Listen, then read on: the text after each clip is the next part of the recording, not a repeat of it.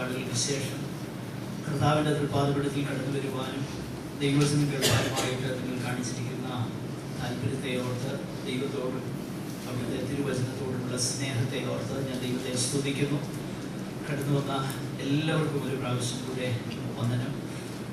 തുടർച്ചയായിട്ട് ഈ ക്ലാസ്സുകളിൽ അറ്റൻഡ് ചെയ്യുന്ന എല്ലാവരെയും ഓർത്ത് ഞാൻ ദൈവത്തെ സ്തുതിക്കുന്നു.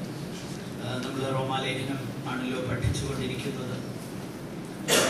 ചില ക്ലാസ്സുകൾ മിസ്സാവുകയും അതുപോലെ തന്നെ പുതുതായിട്ട് അവരുടെ പേര് നമ്മുടെ മധ്യത്തിലുണ്ട്. അവർക്ക് ഒരു പക്ഷേ ഈ പറയുന്ന കാര്യങ്ങൾ അതുപോലെ ഗ്രഹിക്കാൻ അല്പം ബുദ്ധിമുട്ട് തോന്നുമായിരിക്കും. വരുന്ന ദിവസങ്ങളിൽ നിങ്ങൾ കടന്നു വരികയും തുടർച്ചയായിട്ട് ഈ ക്ലാസ്സുകളിൽ പങ്കെടുക്കുകയും ചെയ്താൽ നിശ്ചയമായിട്ടും അത് ഗ്രഹിക്കാനും പഠിപ്പാനും ദൈവം നിങ്ങൾക്ക് കൃപ തരും. അതിന് കർത്താവ് നമ്മെ സഹായിക്കും. അതിൽ കൂടുതലായിട്ട് കഴിഞ്ഞ ആഴ്ചകളിൽ പറഞ്ഞ കാര്യങ്ങളൊന്നും തന്നെ റിപ്പീറ്റ് ചെയ്യുവാനായിട്ട് നമുക്ക് സമയമില്ല. പ്രത്യേകിച്ച് ഈ ദിവസങ്ങളിൽ നമ്മൾ പഠിച്ചുകൊണ്ടിരിക്കുന്നത് റോമാലേഖനം 3-ാം അധ്യായം അതിൻ്റെ 22 മുതൽ 4-ാം അധ്യായം മുഴുവനും ഒരു പ്രത്യേക വിഷയമാണ് ഇവിടെ പൗലോസ്ലീഹ കൈകാര്യം ചെയ്യുന്നത് എന്നുള്ളത് നമ്മൾ ചിന്തിച്ചുകൊണ്ടിരിക്കുകയായിരുന്നു.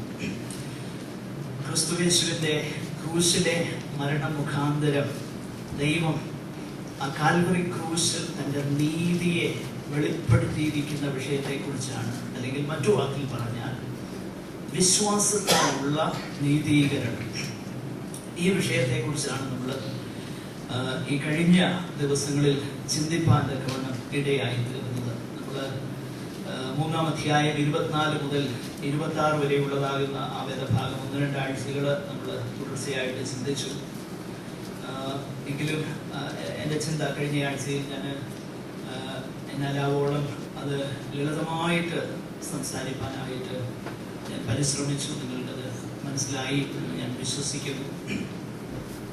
കർത്താവ് നമ്മെ സഹായിക്കുമാറാകട്ടെ. നമ്മൾ വിശ്വാസത്താലുള്ള നീതീകരണം, അല്ലെങ്കിൽ കർത്താവിൻ്റെ ക്രൂശിൽ കൂടെ നമ്മൾ കാണുന്ന ആ ദൈവനീതിയെ കുറിച്ച് പൗലോസ് പറയുമ്പോൾ 3 കാര്യങ്ങൾ പ്രധാനമായിട്ട് അവിടെ നമ്മൾ അല്ലെങ്കിൽ അത് പഠിച്ചുകൊണ്ടിരിക്കുകയാണ്. ഒന്ന്, നമ്മുടെ നീതീകരണത്തിൻ്റെ ഉറവിടമെന്ന് പറയുന്നത് ദൈവവും അവിടുത്തെ കൃപയുമാണ്. ദൈവത്തിൻ്റെ ഇനീഷ്യേറ്റീവിലാണ് സകല കാര്യങ്ങളും ദൈവം ചെയ്തിരിക്കുന്നത്. അങ്ങനെ ദൈവം അങ്ങനെ ഇനീഷ്യേറ്റീവ് എടുത്ത്, അല്ലെങ്കിൽ ഒരു ആ ദൈവം തന്നെ ആ കാര്യങ്ങൾ ചെയ്യാനുള്ളതാകുന്ന അടിസ്ഥാനം എന്ന് പറയുന്നത് ക്രിസ്തുവിന്റെ ക്രൂശ് മരണമാണ്. അതാണ് നമ്മൾ കഴിഞ്ഞ ആഴ്ചകളിലായിട്ട് 3 വാക്യങ്ങൾ നമ്മൾ പഠിച്ചുകൊണ്ടിരുന്നത് 24 മുതൽ 26 വരെ. അതിനോടുള്ള ബന്ധത്തിൽ ക്രൂശ് മുഖാന്തരം ദൈവം എങ്ങനെയാണ് നമ്മളെ നീതീകരിക്കുന്നത്, നമ്മൾ 3 കാര്യങ്ങൾ പ്രധാനമായിട്ട് കഴിഞ്ഞ ആഴ്ചയിൽ ചിന്തിച്ചു. ഒന്ന്, ക്രൂശിലെ വീണ്ടെടുപ്പിനെ കുറിച്ച് നമ്മൾ ചിന്തിച്ചു. 2, പ്രായശ്ചിത്ത ബലിയെ കുറിച്ച് നമ്മൾ അല്പമായിട്ട് ചിന്തിച്ചു. 3-ാമതായിട്ട് ദൈവത്തിന്റെ നീതിയെ ദൈവം ക്രൂശിൽ പ്രദർശിപ്പിച്ചിരിക്കുന്നു എന്ന് നമ്മൾ ചിന്തിച്ചു. ഈ കാര്യം ഒരു ചെറിയ ഇലുസ്ട്രേഷൻ കൊണ്ട് വ്യക്തമാക്കി നമ്മൾ മുൻപോട്ട് പോവുകയാണ്. ഞാൻ ഇവിടെ ഒത്തിരി നാളുകൾക്ക് മുൻപ് വായിച്ച ഒരു ചെറിയ സ്റ്റോറി ഓർക്കുന്നുണ്ട്. അതിങ്ങനെയാണ്: ഒരു പട്ടണത്തില് ഒരു നല്ല നീതിമാനാകുന്ന ഒരു ന്യായാധിപൻ ഉണ്ടായിരുന്നു. അദ്ദേഹത്തെ എല്ലാവർക്കും വളരെ പ്രിയമായിരുന്നു.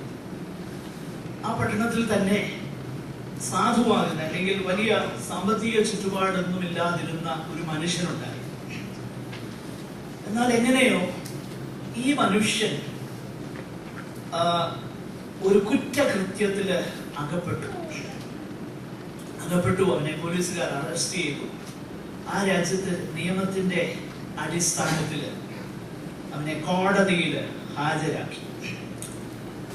ഹാജരാക്കിയപ്പോൾ ജഡ്ജിയായിരിക്കുന്ന മനുഷ്യൻ, ആ വളരെ നീതിമാനാകുന്ന, എല്ലാവരാലും അംഗീകരിക്കപ്പെട്ട ആ നല്ല മനുഷ്യനാ ജഡ്ജി.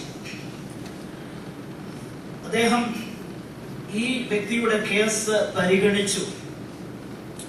പ്രോസിക്യൂട്ടർ പറഞ്ഞതനുസരിച്ച് കേസിന്റെ ഗൗരവം എന്താണെന്നും മറ്റുമുള്ള കാര്യങ്ങൾ അദ്ദേഹത്തിന് ബോധ്യമായപ്പോൾ ഈ ജഡ്ജി ഒരു കാര്യം ചെയ്തു. നമ്മുടെ നിയമം അനുസരിച്ച് നീ കുറ്റക്കാരനാണോ, അല്ലെങ്കിൽ ഡു യു പ്ലീഡ് ഗിൽറ്റി? അവൻ പറഞ്ഞു, യെസ് ഐ പ്ലീഡ് ഗിൽറ്റി. നീ കുറ്റക്കാരനാണെന്ന് സമ്മതിച്ചിരിക്കുന്നു. നമ്മുടെ ഈ ദേശത്തെ നിയമം അനുസരിച്ച് നീ ഒരു വലിയ തുക പിഴയായിട്ട് കൊടുക്കണം. ഒരു വലിയ എമൗണ്ട്, അതിന് കൊടുക്കാൻ കഴിയാത്ത ഒരു വലിയ എമൗണ്ട് അദ്ദേഹത്തിന് പിഴയായിട്ട് വിധിച്ചു. ആ ജഡ്ജിക്ക് നന്നായിട്ട് അറിയാം ആ മനുഷ്യന് കൊടുക്കാനുള്ള വകയില്ലെന്ന്. എങ്കിലും എന്ത് ചെയ്യാനാ? അദ്ദേഹം നീതിമാനാകുന്ന ഒരു മനുഷ്യനാണ്. നിയമത്തിന്റെ ആ വ്യവസ്ഥയെ ലംഘിച്ച്, അല്ലെങ്കിൽ നിയമത്തെ അതിജീവിച്ച്, അതിനെ അതിർക്കടന്ന് ഒന്നും ചെയ്യാൻ സാധ്യമല്ല. നിയമം സംതൃപ്തമാക്കപ്പെട്ടേ തീരും. നിയമത്തിന് സംതൃപ്തി ഉണ്ടാകണം. അങ്ങനെ ഉണ്ടാകണമെങ്കിൽ ആ കുറ്റം ചെയ്ത വ്യക്തി പിഴ ഒടുക്കണം. പക്ഷെങ്കിൽ അദ്ദേഹത്തിന് കൊടുക്കാനായിട്ട് കഴിയുകയില്ലെന്ന് അദ്ദേഹത്തിനും അറിയാം, ഈ ജഡ്ജിക്കും അറിയാം. ആ സ്റ്റോറി ഇങ്ങനെയാണ്. ആ ജഡ്ജി തന്റെ സ്ഥാനവസ്ത്രമൊക്കെ അണിഞ്ഞ്, ആ ശിരോവസ്ത്രമൊക്കെ ധരിച്ച്, ആ തന്റെ സ്ഥാനത്ത് ആ കസേരയില് താൻ ഇരുന്നു കൊണ്ട് ആ വിധി പുറപ്പെടുവിച്ചു. എന്നിട്ട് അദ്ദേഹം മറ്റൊന്ന് ചെയ്തു. നേരെ അദ്ദേഹം തന്റെ ചേംബറിലേക്ക് പോയി തന്റെ സ്ഥാന വസ്ത്രമെല്ലാം അവിടെ അഴിച്ചു വെച്ചു. തന്റെ അധികാര വസ്ത്രമൊക്കെ അവിടെ അഴിച്ചു വെച്ചേച്ച് നേരെ ഇറങ്ങി കോർട്ടിൽ പിഴ ഒടുക്കുന്ന സ്ഥലത്ത് വന്നു. അവിടെ വന്നിട്ട് ആ മനുഷ്യന് എത്രമാത്രമാണോ പിഴ വിധിച്ചത് അത് മുഴുവൻ അദ്ദേഹത്തിന്റെ അക്കൗണ്ടിൽ നിന്ന് കൊടുത്തു തീർത്തു.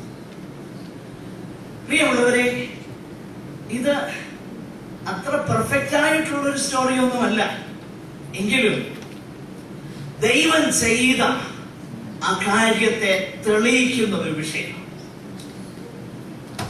ന്യായപ്രമാണം അനുസരിച്ച് നമ്മളെല്ലാവരും കുറ്റക്കാരാണ്. ദൈവിക ന്യായപ്രമാണം അനുസരിച്ച്, ദൈവിക നീതി അനുസരിച്ച് നമ്മൾ കുറ്റക്കാര് തന്നെയാണ്.